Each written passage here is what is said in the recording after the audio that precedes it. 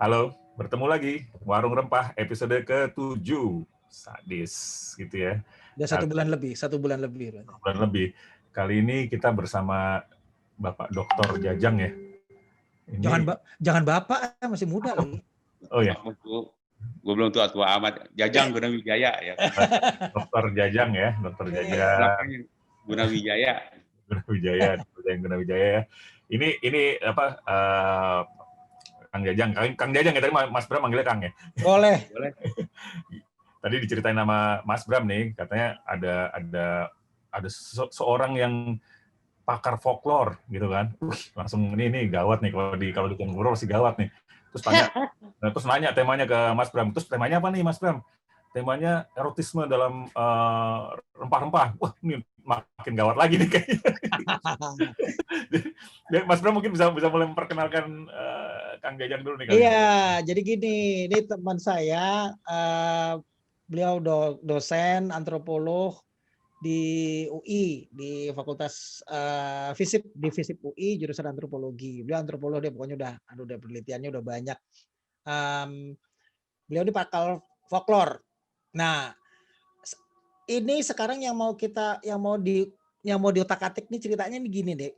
Rempah itu erat banget sama banyak cerita gitu ya. Banyak cerita dan mitos gitu loh. Mitos-mitos mulai dari mitos yang sifatnya dongeng gitu ya. Karena pada saat pencarian rempah-rempah dulu itu banyak cerita di sana, bagaimana pelaut-pelaut itu menerjang samudra lah, yang segala macam lah, yang semacam itu.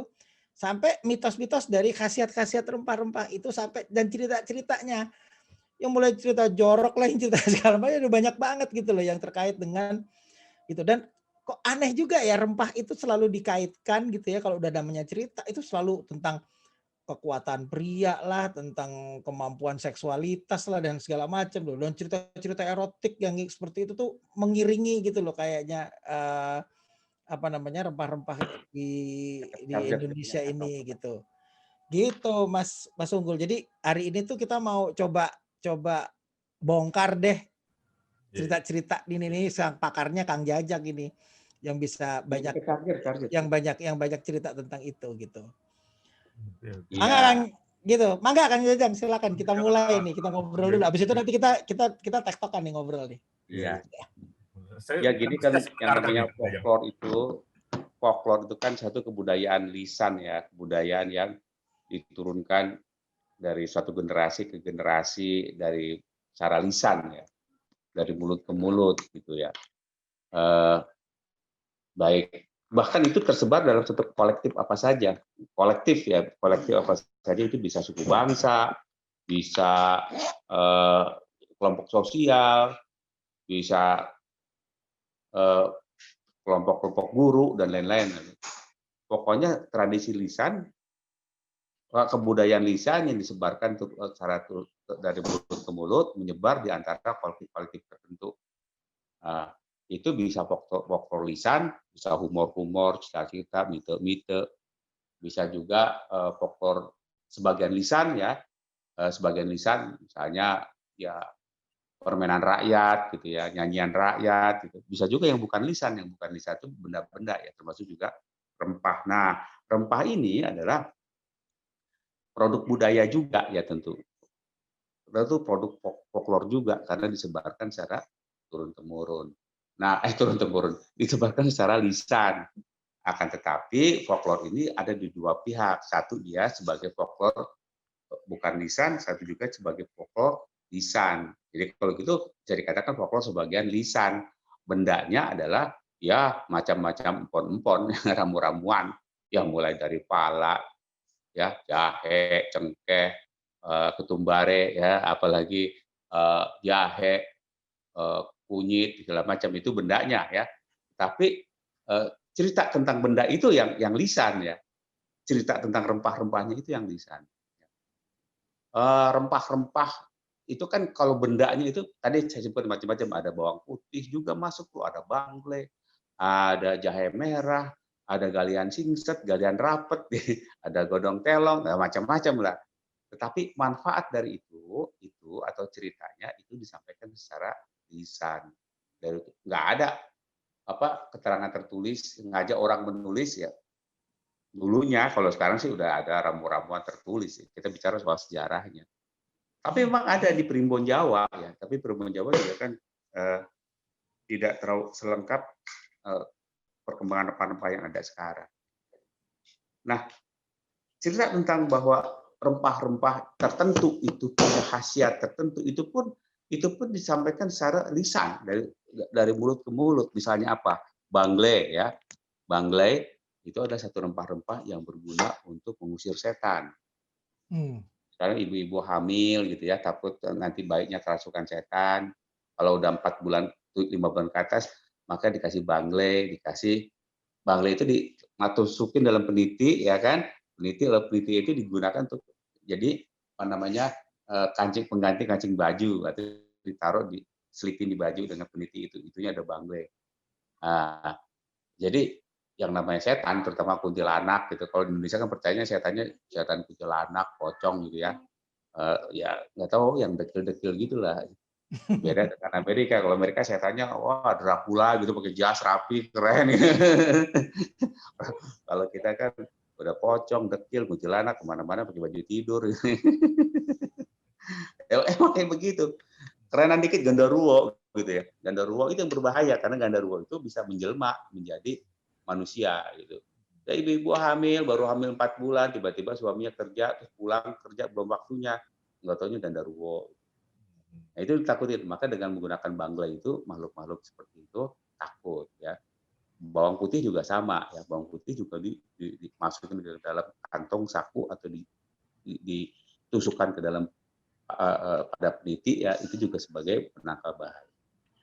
Nah, kalau bayi yang baru lahir juga misalnya itu bayi yang baru lahir itu rawan sekali, kalau di cara folklore lagi ya, kepercayaan lisan juga nih, katanya ada semacam hantu-hantu itu yang sukanya menculik bayi gitu ya, menculik bayi dibawa lari atau ubun-ubunnya diisep gitu ya, sehingga bayi mati dengan sangat mengenaskan. Nah, supaya itu tidak terjadi, maka dikasih bangle juga dan dikasih embun-embunannya nih, jidatnya itu dikasih rajahan ya, dikasih ramuan rempah semacam itu. Nah, itu untuk penangkal yang namanya secara lisan ya, penangkal rempah-rempah untuk bahaya. Kalau secara khasiat yang lain ya tentu rempah-rempah ini terutama kunyit ya. Kunyit juga itu dipercaya untuk menyembuhkan luka ya, luka dalam. Nah, ibu-ibu yang baru melahirkan itu diharuskan meminum ramuan kunyit. Apakah dalam bentuk jamu, apakah kunyit diparut, diminum airnya, itu bentuknya untuk merapatkan rahim yang babak belur habis melahirkan bayi gitu ya. Kan zaman dulu mah kan tidak ada yang namanya tidak ada yang namanya tukang bidan ya, tidak ada dijahit ya. Ibu yang belum melahirkan itu kan selama 40 hari harus pakai angkin yang ketat atau stagen yang ketat, dan salah satunya ramuan-ramuan. Nah, kunyit itu adalah untuk sekaligus mengobati luka dalam ya, dan juga untuk mengobati luka dari rahim akibat proses kelahiran bayi. Sehingga setelah 40 hari apa 3 bulan ready gitu ya, ready lagi buat suaminya, maka suaminya juga merasa indah gitu kan. Suami juga bahagia gitu. Ya, itu kunyit tuh ya. Makanya kalau orang Jawa ya terkenal dengan ramuan-ramuan semacam itu, sehingga daya seksualnya luar biasa ya buat kaum prianya itu. Itu contoh kunyit. Belum lagi ada yang namanya ramuan-ramuan lain sebagai kombinasi kunyit. Nah, itulah kenapa kita bicara soal masyarakat Jawa ini kaya sih akan rempah-rempah. Kita tahu yang namanya galian singset ya, supaya ada bagian-bagian tertentu tubuh yang kempes gitu, perutnya kempes gitu. Artinya kempes, lemaknya luntur gitu ya. Ada yang namanya galian singset ya, supaya perutnya, lemak dan perutnya itu hilang tapi timbul tetap seksi ya. Lalu bagian dadanya juga bagus. Ada ramuannya lagi gitu ya, ramuannya lagi seperti itu. Ada juga galian montok. Nah, Kebalik ke ada orang yang pengen montok, pengen seksi, ada ramuan-ramuannya galian montok. Galian ada itu ramuan namanya galian montok. Bukan kunyit, bukan apa itu.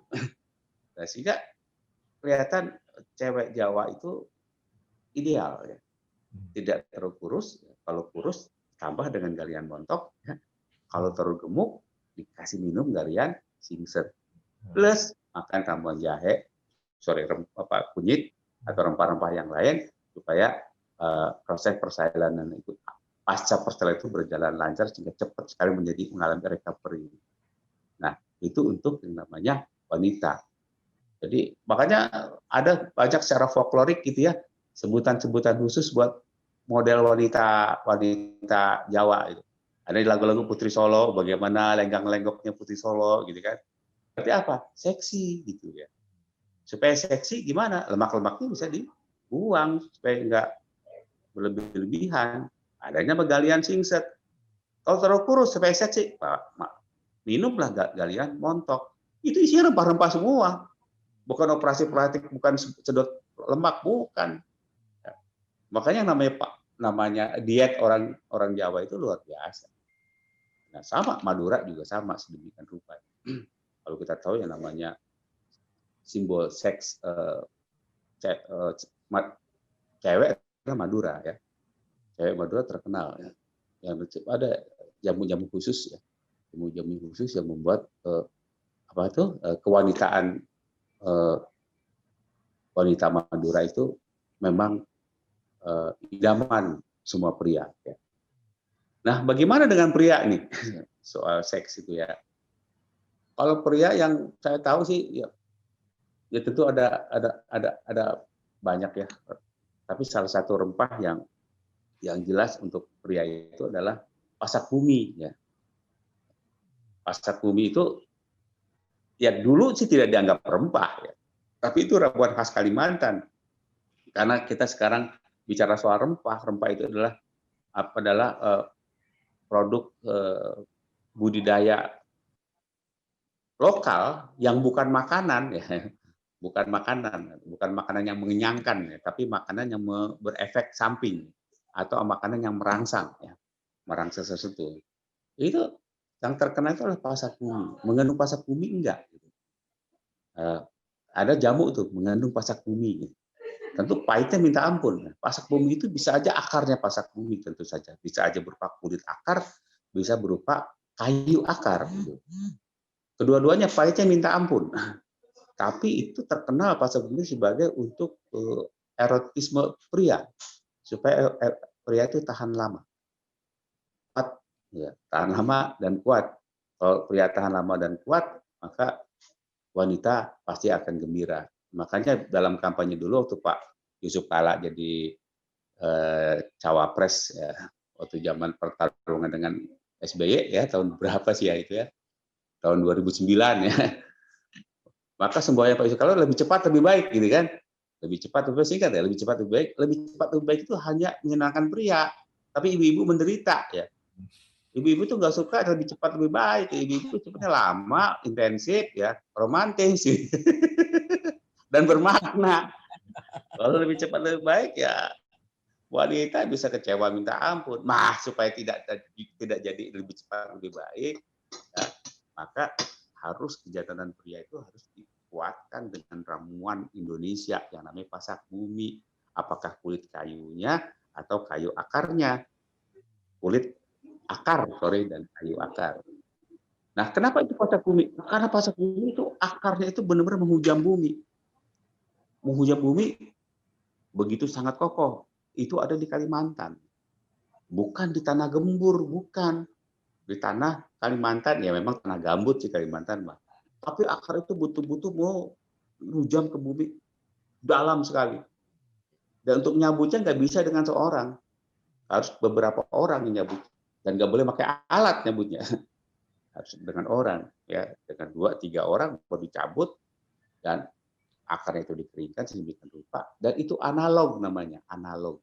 Agar alat vital pria itu analog dengan akar pasak bumi. Kalau akarnya diminum, ya maka analog khasiatnya akan sampai ke alat vital pria kuat seperti pasak bumi. itu analog ya. Tapi kalau di kaya ya masuk akal juga karena pahitnya minta ampun. Ya, bahkan ada yang dibikin yang seduh bisa dibikin mangkok atau dibikin muk dari akar itu bisa tinggal dikasih air dan air panas lalu dibiarkan jadi hangat layak diminum, pahitnya minta ampun. Dan rasa pahit itu sebetulnya menetralisir gula. Kan yang loyo itu kan pria yang kadar gulanya tinggi. Kalau gulanya normal mah gereng aja gitu kan. Seperti pasak bumi ya. Tapi kalau kadar gulanya tinggi, maka minum akar pasak bumi pahitnya minta ampun itu bisa mengontrol gula darah. Karena mengontrol gula darah, ya termasuk gula darah yang berada di sekitar alat vital pria, maka bisa dinetralisir dan itu bisa nggak ada gangguan, bisa kuat ya. Tapi tentu saja itu harus dibantu oleh kejiwaan, oleh psikis. Gitu ya. Si pria itu tertarik nggak sama pasangannya. Kalau tertarik pasangannya udah minum akar pasak bumi, pasti gereng lah. Gitu.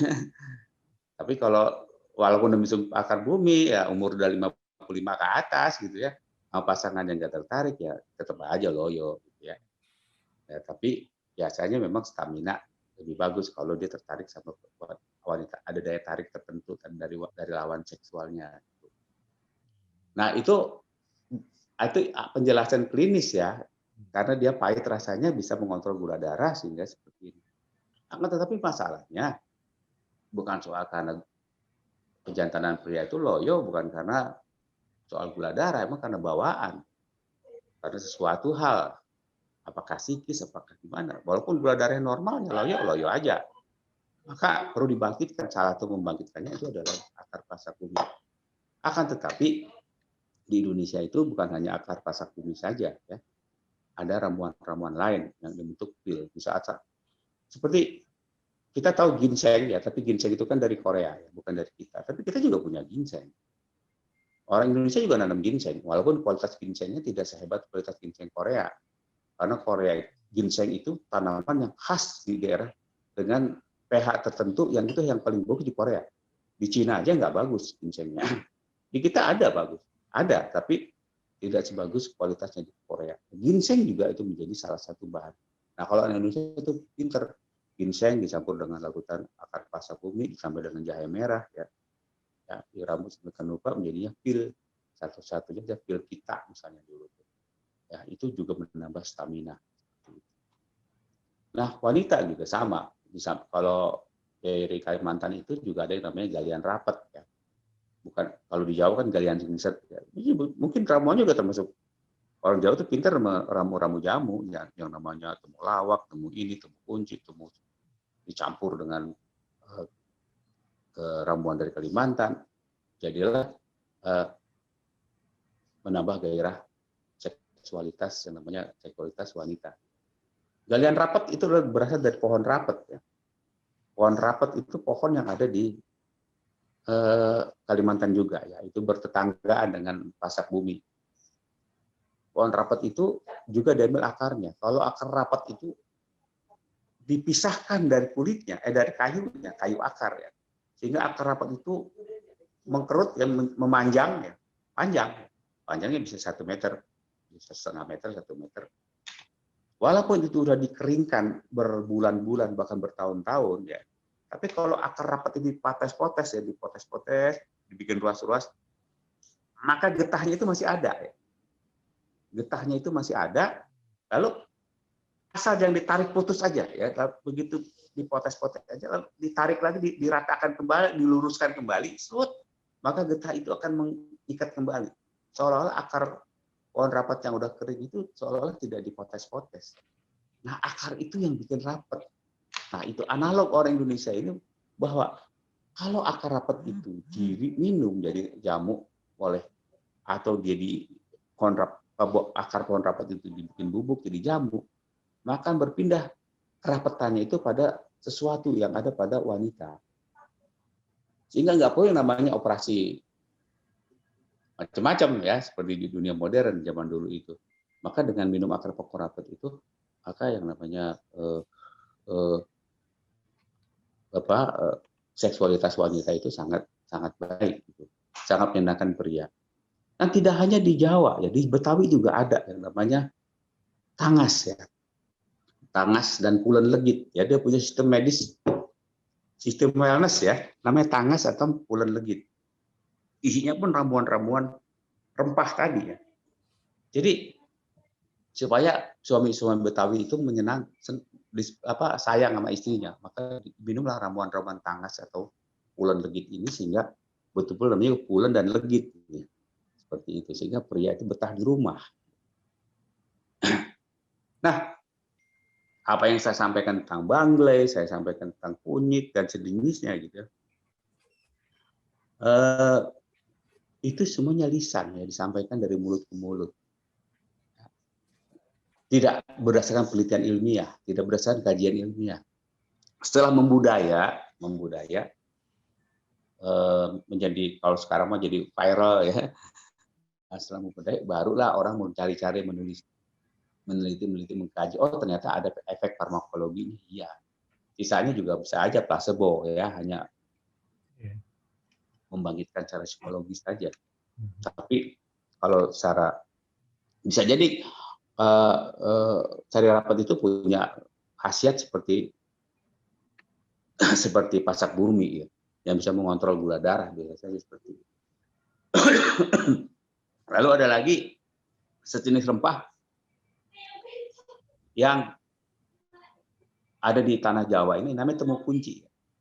Temu kunci itu adalah rempah-rempah yang baik untuk bikin sayur bening. Kalau Anda bikin sayur kayak daun kelor bening, kasih temu kunci itu akan lebih nikmat, hangat. Dan temu kunci menghilangkan amis. Kalau misalnya ibu-ibu memasak kerang, ya, memasak siput di sayur bening atau sayur bening boleh, semacam atau semacam pindang boleh, tapi dikasih temu kunci, termasuk ciput itu keong sawah, itu amis tidak ada amis. Nah, temu kunci itu pun diminum menjadi salah satu ramuan wanita supaya cairan wanitanya itu juga tidak amis. Salah satu seperti itu. Itu hebatnya orang Indonesia. Banyak kearifan lokal ini justru membuat orang Indonesia itu, wanita Indonesia itu anggun, cantik, ya, relatif sempurna. Prianya juga perkasa, ganteng, dan segala macam. Itu memang ada ramuan-ramuan semacam itu. Nah, sementara itu dulu barangkali kalau ada yang mau ditanyakan, ya silakan. Baru tahu kalau ternyata rapat itu ternyata nama pohon ya. Iya bener ya, baru tahu juga tuh rapat itu nama pohon. Kalau nama latinnya apa tuh? Tadinya itu ada di bahasa Latinnya pohon ya. Bahasa Latin biologi lah. Kalau kita soal pohon. Tapi benar, saya kira tadi itu dia itu sebangsa karena ramuannya itu yang membuat sesuatu menjadi rapat, kemudian jadi galian rapat. Ternyata rapat itu namanya pohon ya, pohon rapat. Baru tahu. Nah, tadi Kang Jajang yang kalau yang buat ngusir setan apa namanya? Bangle. Bangle itu apa tuh Kang Jajang? Tanamannya apa tuh? Bangle itu satu keluarga dengan jahe ya, satu keluarga dengan jahe. Rimpang ya, rimpang. Sama semacam keluarga rhizoma ya, rhizoma. Dia putih ya. Tapi kalau bangle itu tidak enak kalau dimakan, tidak enak. Itu emang cuma ditaruh gitu ya, buat ditaruh aja gitu ya, bukan buat dikonsumsi gitu kan Jajang ya. Kalau buat jamu iya boleh, tapi kalau buat yang saya tahu, saya belum pernah dengar ramuan ibu-ibu tradisional menggunakan bangle. Nggak mungkin, belum dengar ya. Tapi untuk mengusir setan ya, untuk ibu-ibu yang baru melahirkan dibikin jamu ya. Salah satunya adalah kepercayaan lokalnya itu mengusir energi negatif lah kalau sekarang mah itu. Tapi itu mahal harganya sebetulnya. Gitu. Karena memang jarang orang nanam bangle. Mungkin mumpung lagi musim tanam menanam, mungkin nanam juga nih boleh nih. Tapi pasti ada lah. Para perusahaan jamu itu pasti sebagai bahan campuran jamu ya. Salah satu ada ya pasti ya. Pasti ada. Tapi ya tadi ngomongin rempah folklor kesebut bawang merah itu bahkan dijadiin nama tokoh ya, bawang merah, bawang putih itu di. Itu bawang merah dan bawang putih itu yang mana penjahat, mana yang baik itu juga tergantung kebudayaannya. Ya. Satu kebudayaan yang baik itu bawang putih gitu, karena bawang putih itu kualitas khasiatnya lebih bagus, karakternya mewah gitu ya, mencerminkan jiwa yang baik gitu. Sedangkan bawang merah tuh murahan gitu kan. 1 kilo bawang putih bisa 3 kilo bawang merah bisa jadi gitu ya. 1 kilo lebih. Tetapi dalam masyarakat itu justru bawang merah yang jagoan, bawang putih yang jahat gitu. Ya, tapi kan bawang merah itu apa menangkal kolesterol jahat itu kan apa sih? Lemak. Sebetulnya yang namanya bawang itu ya, namanya bawang itu penangkal kolesterol. Misalnya biasanya kalau kita makan sate ya, makan sate di pinggir jalan atau sate kiloan, itu pasti ada kecap sama irisan bawang. Iya betul. Saya suka tuh saya. Itu menetralisir. Kalau di India ya, di India yang namanya bawang bombay, bawang merah ya, itu makanan. Kalau kita makan bawang merah itu lalap. Bawang merah gede-gede loh. Seperti kita makan lalap aja, krok. Maka orang India itu jarang yang pernah masuk angin. Contohnya cewek India kan pakai baju sari ya, pakaian sari. Juga ya. Pakai sari itu kan pusar ke bawah rapet, di bawah pusar rapet ya, kayaknya berlapis-lapis. Baju sari itu dada juga bagus, tapi perut kan kelihatan gitu, ada ditutupi selendang. Tapi mereka nggak masuk angin. Pertama karena kebiasaan. Saya duga itu karena mereka mengkonsumsi bawang. Jadi bawang merah itu adalah sekaligus pengusir kolesterol, pengusir angin. Itu makanya jadi tokoh baik, Kang. Itu makanya jadi tokoh baik di bawang merah, bawang putih. Tapi kalau bawang putih itu penetral kolesterol. Belakangan diketahui bahwa bawang putih itu juga di samping untuk menetralisir kolesterol, mempelancar darah, juga dia punya efek yang bagus buat ginjal. Jadi orang yang gagal ginjal itu sering-sering aja minum konsumsi bawang putih, berarti bikin jus. Cuman ingat perutnya kuat nggak? Nah kalau bawang putih itu sama perut itu bersahabat ya. Kalau bawang merah mentah itu sama perut, kalau pas lagi asam lambung naik itu kontraproduktif ya itu. Kalau bawang putih netral. Makanya kayak Mas Bram tuh orang yang sterek keren gitu ya. Sering-sering makan bawang putih Mas, supaya lancar peredaran darah. Kalau peredaran darah lancar Mas, seksualitas juga tinggi Mas. Asik. Bukan hanya pasak bumi, bukan. Bawang putih aja juga menyebabkan gairah seksual tinggi. Nah, gimana Mas Bram? Tapi cerita tentang sesuatu yang erotis gitu ya, tentang seksualitas pria, tentang kekuatan pria itu kenapa selalu jadi ya memang dia nyenengin gitu ya kalau dengar kayak begitu tuh kayaknya tuh memang sesuatu cerita yang memang diuber. Kemudian banyak kan ya Kang Jajang ya membangun cerita-cerita, membangun macam-macam lah dari folklore itu yang basisnya itu tentang kisah-kisah erotis ini gitu loh. Ya kayak misalnya yang di Candi Sukuh gitu misalnya gitu. Itu kan reliefnya itu kan juga erotis gitu. Kalau yang kayak di Serat Centini gitu misalnya gitu. Itu kan juga yang keinget tentang yang erotis itu. Apa memang itu pesan yang dipakai supaya gampang masuk ke masyarakat apa gimana ya? Baik, Mas. Soal erotis atau tidak erotis itu zaman yang mendefinisikan erotis atau tidak erotis. Pada saat kita lihat gambar Candi Sukoh ya, ukiran malah itu ya, bukannya gambar. Alat kelamin pria, alat kelamin wanita, bahkan digambarkan di situ orang berhubungan seks gitu ya. Mungkin pada zaman itu nggak porno, Mas. Zaman sekarang aja itu mendefinisikannya porno. Zaman dulu itu mungkin suatu keharusan. Karena penduduk Jawa kan sedikit ya. Waktu itu ya, sedikit. Dan suka oleh tahun berapa Mas? Itu tahun bangsa sekitar abad ke-9 lah itu ya. Yang disuka itu masih sedikit. Dan ingat orang Jawa itu menjunjung tinggi namanya kesuburan. Subur makmur. Subur itu termasuk juga wanita itu harus subur. Subur makanya ada galian singset, ya, ada galian rapet, ya, ada galian montok. Montok, rapet, singset itu ideal seperti apa? Kalau terlalu singset ya dimontokin ya. Kalau terlalu gembrot ya disingsetin. Sehingga wanita itu prima. Wanita yang prima hebat itu bisa melahirkan anak. Ya. Lalu pria juga sama. Pria itu kejantanan itu nomor 1, Mas. Ya. Itu harga diri, kepercayaan, kepemimpinan. Makanya orang Jawa itu dulu, apalagi kalau bangsawan, istrinya nggak ada yang cuma 1, Mas. Permaisuri 1. Selir berapa? Banyak. Belum gundik, banyak. Itu melambangkan kejantanan, Mas. Kejantanan itu adalah kekuasaan juga. Orang jantan dalam artian ya bukannya berani, ya. Bukannya berani fight, berani. Ya, memang salah satu keberanian itu libido, ya. Kalau libido payah, orang juga kemungkinan nggak akan, keberanian itu nggak sehebat orang yang libidonya tinggi. Contohnya apa nih? Contohnya nih, ini maaf nih. Contoh di Garut, ya, di Garut ada kebudayaan adu domba, ya kan? Banyak orang mengira adu domba itu domba diadu sampai mati. Tidak.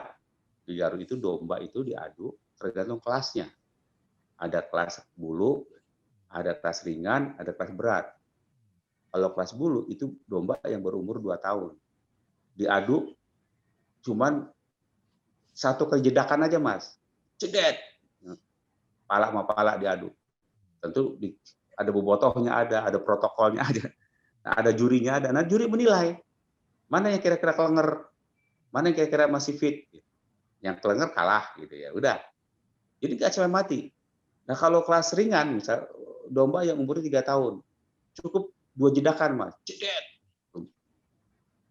Lalu mundur lagi domba janda tuh. Cedet. Udah, 2 dia kelas ringan. Juri menilai itu ya. Ada draw gitu ya, ada apa? Itu juri A memenangkan ini, juri B memenangkan itu, juri C memenangkan ini. Ada 4 juri draw ya. Karena dua-duanya memenangkan. Ada yang satu tidak memenangkan. Itu berarti menang. Dan itu si pemilik domba nggak sakit hati karena apa? Juri ya. Jadi adu domba itu bukan domba sampai pecah kepalanya, sama sekali enggak. Nah, domba yang umur 7 tahun itu tidak diadu, tapi dia jadi pejantan, Mas. Jadi pejantan. Itu domba itu jadi pejantan, dikasih madu, dikasih susu, ya dikasih makanan-makanan yang baik. Kerjaannya adalah menghamili domba-domba betina supaya lahir domba jantan dia ketika dia masih muda. Nah, supaya dia menang aduan, ya, menang adu domba itu, atau disebutnya pembidangan domba, mereka nggak mau disebut adu domba, pembidangan domba. Ini domba itu nggak boleh kawin. Sebelum dia umur 7 tahun nggak boleh kawin sama domba betina. Dan kalau dia mau ngadu, ya, itu domba betina ditaruh di sekitar kubu domba lawan, domba dianya. Sehingga si domba jantan itu ada semangat pengen mengawini domba betina tapi tidak kesampaian. Nanti begitu digelanggang dia kayak kesetanan. Nah, analog dari situ ya, pria juga sama, Mas. Pria juga yang kejantannya tinggi,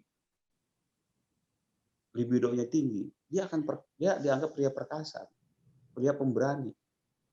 Beda dengan orang yang libidonya rendah. Makanya sebagai bukti kalau dia seorang pemimpin yang handal, istrinya lebih dari 1, Mas, pada zaman dulu.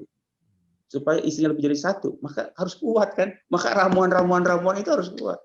Ingat, orang Jawa, termasuk juga saya orang Sunda, menjunjung tinggi kesuburan. Istri bisa hamil.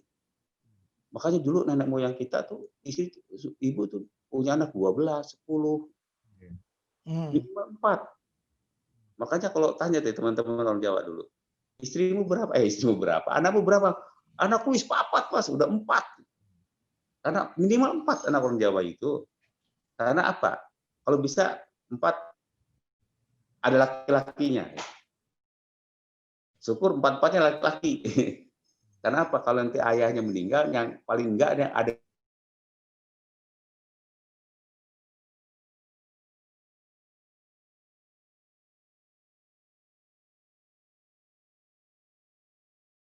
biasanya ke makam gitu. Wanita juga sama, harus bisa melahirkan anak yang sehat-sehat, yang baik-baik, dan juga menyenangkan suami. Makanya adalah ramuan-ramuan yang sifatnya erotik, seperti saya katakan. Kenapa? Karena khususnya orang Jawa, ya, menjunjung tinggi yang namanya kesuburan. Prianya harus subur, wanitanya juga harus subur. Apalagi wanita itu kalau berdasarkan Islam itu sawahnya kaum pria. Sawahnya kaum pria. Pria itu yang penggarap sawahnya. Menggarap sawahnya itu harus kuat, harus berstamina tinggi, ya. Ya. Wanitanya juga harus subur. Makanya berkembanglah ramuan-ramuan yang sifatnya erotis yang tidak jauh dari konsep atau nilai budaya kesuburan tadi, Mas. Nah sekarang kan dirubah jadi KB, harus 4, harus 2. Harus 2. Kalau banyak cicilan, Pak, Kang. Banyak cicilan. Kalau kebanyakan pusing juga kan. Tapi walaupun anaknya 2, sawah tetap harus digarap, Mas. Ya benar. Harus subur tetap. Makanya ada galian singset, ada galian rapet, ada galian montok. Nah, tapi ini Mas, kalau misalnya tadi kan pasak bumi, terus apa namanya, galian rapet ya? Itu kan katanya dari Kalimantan ya? Tapi Iya. udah ratusan tahun ya udah sampai ke Jawa juga, jadi folklore di Jawa juga gitu ya? Iya. Berarti ya udah ya. Majapahit itu perdagangan antara Jawa, Kalimantan. Terjadi ya. Apalagi pada saat Majapahit udah berkuasa pada masa Gajah Mada ya. Kerajaan-kerajaan di Kalimantan itu di soal keamanannya itu dibawa kendali Majapahit. Jadi udah pasti ada hubungan. Nah kalau keluar, kalau lebih jauh lagi kan ada nggak lebih jauh lagi ceritanya? Misalnya kayak di kalau yang kita tahu kan kalau barus itu jadi apa buat mumifikasi gitu ya. Nah ini yang berhubungan dengan rempah-rempah erotisme ada yang sampai ke luar juga nggak sejauh itu kan? Dari ya. Kalau di yang namanya juga ada Kama Sutra versi Tiongkok. Kedua negara itu juga kaya akan ramuan-ramuan asli daerah mereka. India tentu dia udah punya Ayurveda, dia punya ramuan-ramuan tentu khusus buat kejantanan pria. Cina juga punya yang namanya konsep yin dan yang, itu harus seimbang. Nah ramuan-ramuan itu sebenarnya rempah-rempah juga, Mas. Dan ada yang dari kita nggak kira-kira ya, Kang? Emang ada perdagangan dulu. Cina dengan jalur sutranya, kita dengan jalur rempahnya. Itu terjadi pertukaran. Bahwa rempah-rempah yang dibawa oleh ini sebelum VOC masuk ya, rempah-rempah yang dikendalikan perdagangan oleh kerajaan-kerajaan lokal kita, ya, dijual ke pedagang-pedagang lokal sampai ke Samudra Pasai. Di Samudra Pasai ya, itu rempah-rempah itu dijual terus ke pedagang-pedagang Cina, ya, pedagang-pedagang Arab, pedagang-pedagang India. Di situ terjadi pertukaran. Mereka beli rempah-rempah, ya, kita beli sutra dan beli rempah dari Cina. Kalau nggak salah, dari pedagang Cina jual ke India, India jual ke Arab, Arab jual ke bangsa-bangsa Eropa. Seperti itu. Dan bahan rempah-rempah kita itu buat Eropa itu untuk sama Eropa, Cina sama untuk mengawetkan makanan, Mas. Sehingga makanan lebih lama, lebih awet, lebih kuat. Sehingga mereka bisa berlayar bertahun-tahun, berbulan-bulan karena pasokan makanan itu terjaga dengan rempah. Dan tentu akibat dari rempah itu ada efek ya.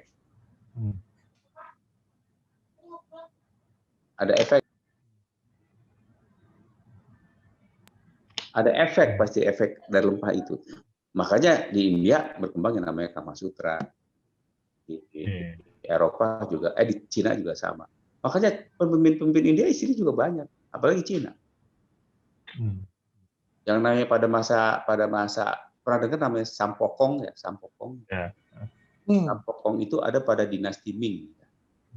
Sampokong itu adalah sahabat daripada raja, salah satu raja dinasti Ming. Ketika raja itu masih jadi anak remaja, belum diangkat, maka Sampokong itu temannya raja. Itu ketika rajanya diangkat dinobatkan, maka Sampokong itu diangkat oleh raja sebagai orang kepercayaan untuk menjaga harim-harimnya, Mas. Harimnya nggak tanggung-tanggung, ada 150 harim. Bagaimana raja bisa meniduri harim-harim itu? Belum tentu sebulan sekali. Ya, 150 Mas. Tapi paling nggak tiap hari raja harus beli duri. Bagaimana dia bisa beli? Ya tentu dia harus jantan, harus kuat. Bagaimana dia bisa kuat? Ya makanya berkembanglah Kama Sutra versi Tiongkok. Termasuk juga ramuan-ramuannya, teknik-tekniknya seperti itu. Nah, Sampokong waktu itu diberi tugas untuk menjaga harim-harim yang sebanyak 50.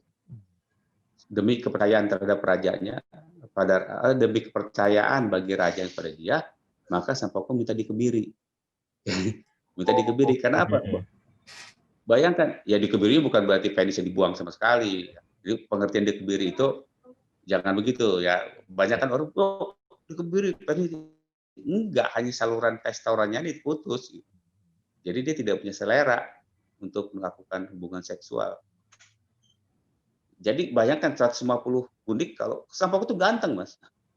Kalau dia digoda terus sama salah satu selirnya nggak pernah dia apa-apain nama raja, bisa jadi keimannya keganggu. Maka demi kepercayaan dia, raja terhadap dia, maka dia minta dikebiri. Maka dia bisa menjaga harim-harim itu dengan baik. Nah, pertanyaannya ada kembali dengan soal erotik.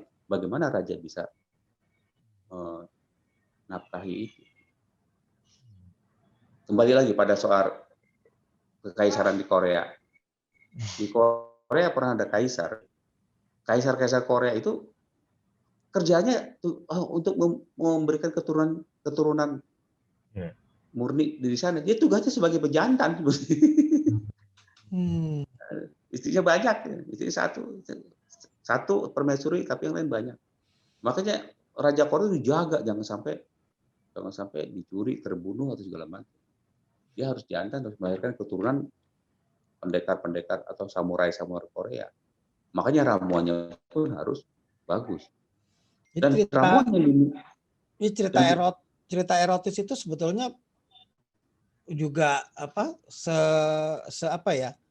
seiring dengan ini ya, dengan tentang kekuasaan, tentang jadi identik gitu ya. Benar Mas. Contoh kita kembali soal pewayangan di Indonesia. Kita tahu yang namanya Arjuna. Arjuna bininya banyak kan. Bininya banyak. Istri resminya aja 2, Sumbodro dan Sri Kandi. Tapi yang namanya Arjuna itu dia hobi menuntut ilmu. Ada guru baru, ada ilmu baru, dia belajar, meditasi, belajar sama gurunya. Selama beberapa bulan di situ dikawini sama gurunya. Dan gurunya itu juga bukan sembarangan, bekas raja dari satu kerajaan tertentu. Maka banyak kerajaan-kerajaan ya yang putri-putri kawini oleh yang namanya Arjuna. Pertama apa? Ya tentu soal kejantanan, udah pasti. Kedua keturunan. Ya. Ketiga persahabatan. Di mana negara-negara yang raja-raja yang anaknya dikawinin, itu nanti pada saat perang Bratayuda mereka akan membantu pasukan Amarta. Bima juga istrinya berapa? 3 dia juga kan. Itu juga sama. Bima itu terkenal lambang kejantanan pria. Padahal bini yang paling banyak Arjuna. Aneh juga ya. Iya, benar-benar aneh juga ya. Bima itu lambang kejantanan, makanya kuku Bima. Kenapa kuku Bima? Itu singkatan Mas. Kurang kuat bini marah.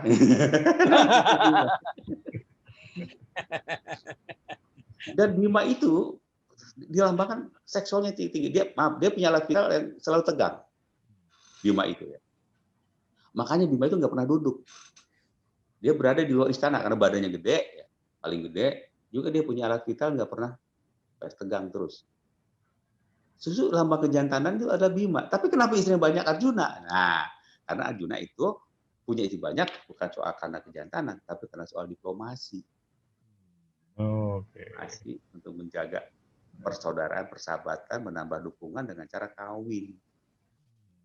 Ada perlombaan negara anu, dia ikut lomba, dapat lagi istri.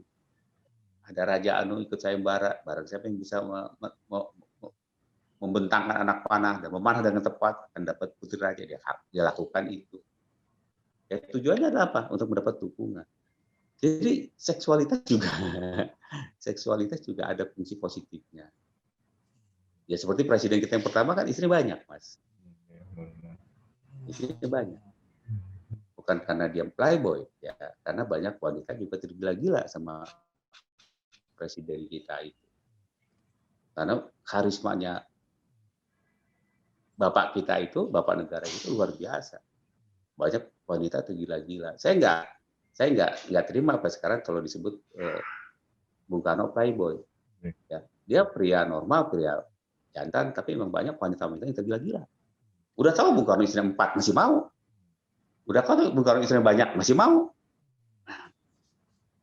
Dan kekuatan seksualitas Bung Karno itu, mohon maaf nih, di antara presiden-presiden yang berada, dia nomor 1, nggak ada yang lain.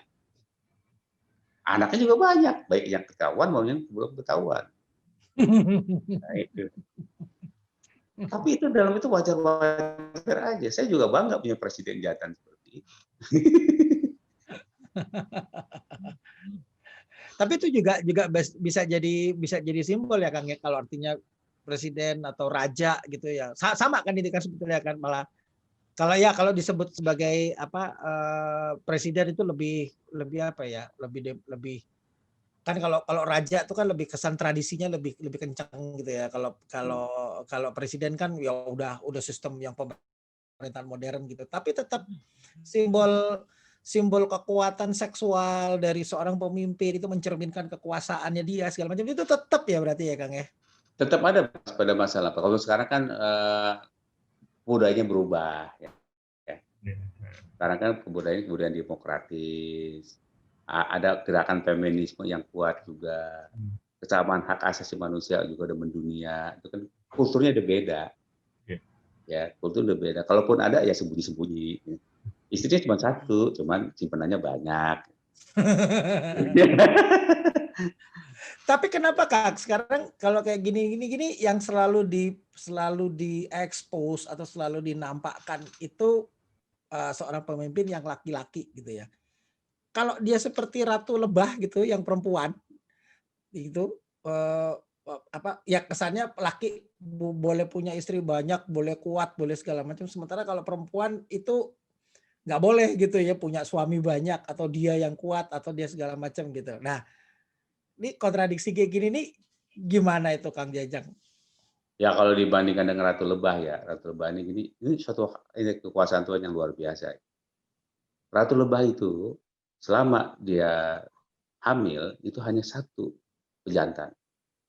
Untuk apa? Untuk menjaga kemurnian. Ini anak ratu dari lebah yang ini.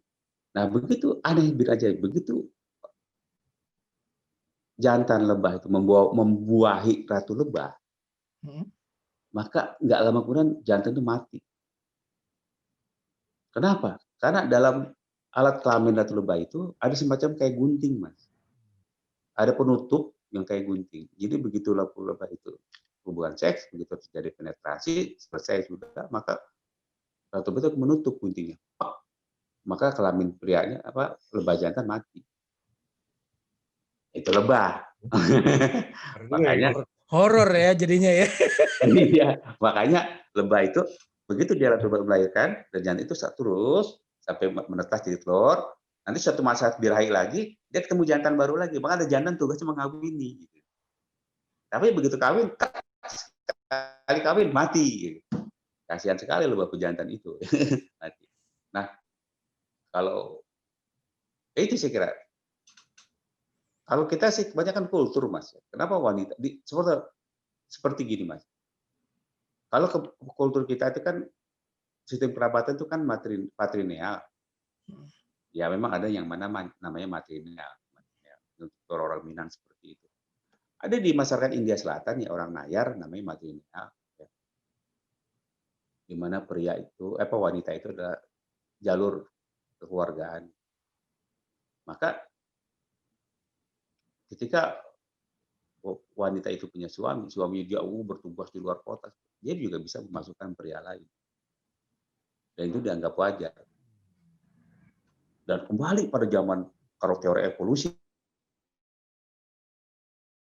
teori keluarga nih ya. Dulu katanya manusia itu promiskuitas, Mas. Promiskuitas itu si laki dengan siapa aja saling kawin. Bisa aja wanitanya punya suami lebih dari 1.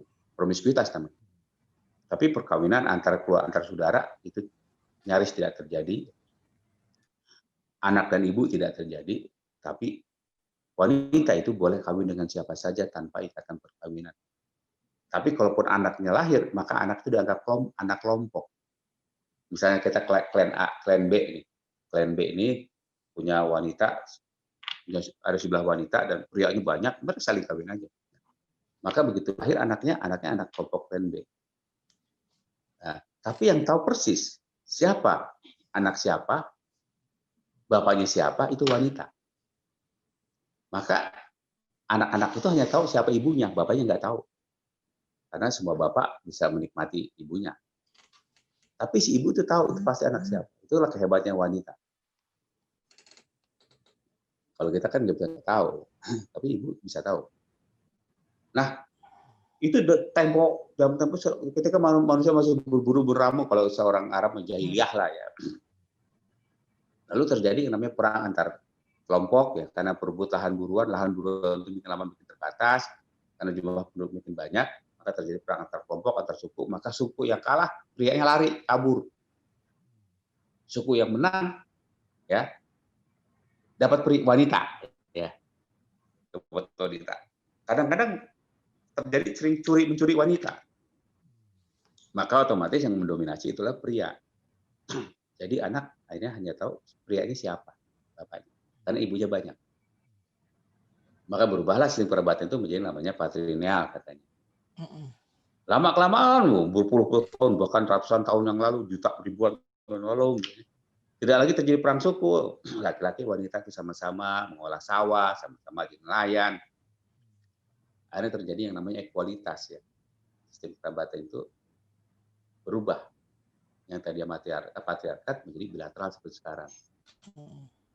Tetapi sistem kerabatan yang jahiliyah itu sekarang ternyata terjadi, Mas, di negara-negara seperti di Amerika, di Eropa.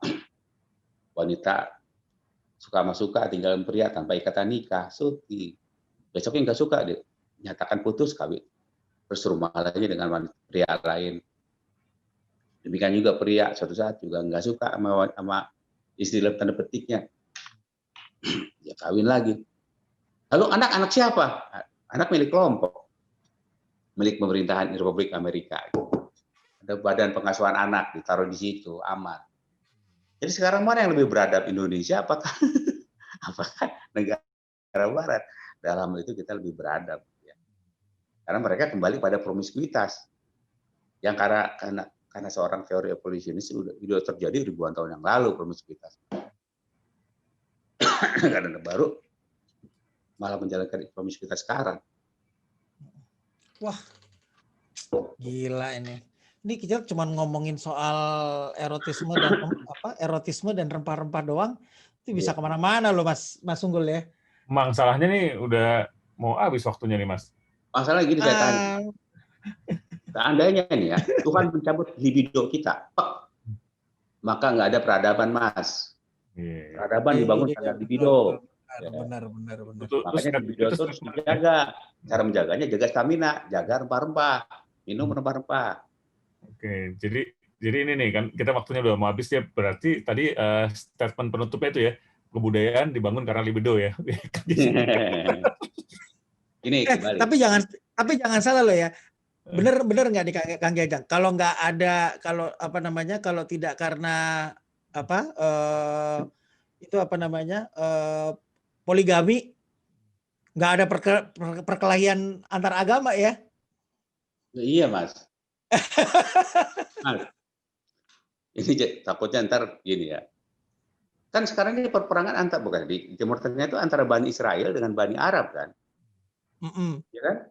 Keduanya keturunan Ibrahim toh. Cuma lain ibu, ya kan? Ya. Yang satu keturunan dari Ibu Siti Syarah, yang satu lagi Ibu Siti Hajar. Yang satu menurunkan Bani Israel, yang satu menurunkan Nabi Yunus, ya bukan Nabi Ismail, menurunkan bangsa Arab. Ya pikirinnya sendiri, ya. Saya nggak mau jelasin nih, takutnya disebut sara, ya pikirinnya sendiri. Ya. Yang jelas, saya kasih tahu nih ya, libido itu adalah anugerah Tuhan kepada manusia. Ya, ini penutupnya nih. Libido itu adalah anugerah Tuhan kepada manusia. Harus dijaga, dipelihara, disyukuri. Salah satu menjaganya adalah banyak minum rempah-rempah. Makanan rempah-rempah. Supaya apa? Supaya kejantanan terjadi dan COVID juga nyah, ya. Imunitas tubuh juga kuat, gitu. Oke. Jangan libido digunakan untuk menghancurkan bangsa. Jangan. Untuk membangun bangsa. Membangun bangsa ya. Itu menarik banget. Oke, Dokter Jajang, terima kasih banyak ya. Ini obrolannya menarik banget nih. Jadi nanti jangan-jangan kita harus punya sesi kedua nih Mas untuk membahas lagi ini. Ada lanjutannya. Ini masih pemanasan. Jadi yang sisi gelap belum keluar ini sebetulnya.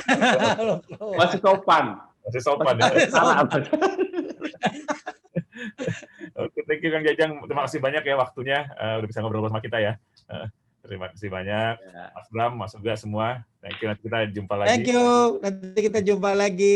Kita jumpa minggu depan di podcast kita ya.